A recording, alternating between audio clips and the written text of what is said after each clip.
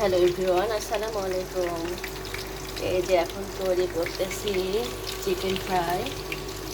এদিকে হচ্ছে chicken fry, আর এদিকে এই যে চুলোতে আছে, আর তার সাথে এই যে গরম ভাত, এই যে ধোয়া ওঠা গরম ভাত।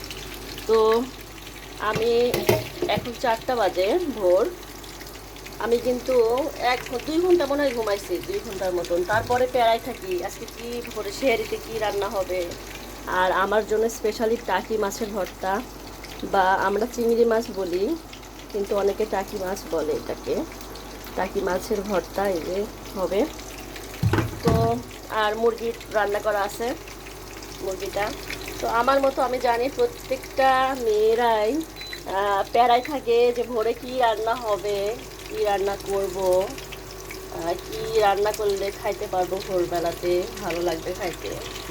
এসব প্যারায়, নানান প্যারায় থাকেন আমার মতো।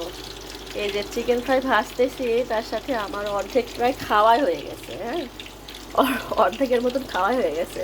খাচ্ছি তো কী করবো, তাই না? মানে একটু টেস্টেরও তো বিষয় আছে, যে কেমন হচ্ছে,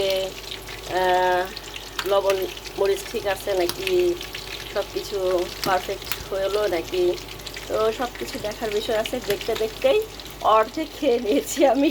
তো আমার মতো কারা গাইস আপনারা যে এরকম চাকতে চাকতে অর্ধেক খেয়ে নেন? আমার মতো কারা আছেন বলেন, অবশ্যই বলবেন। হ্যাঁ, আল্লাহ হাফেজ।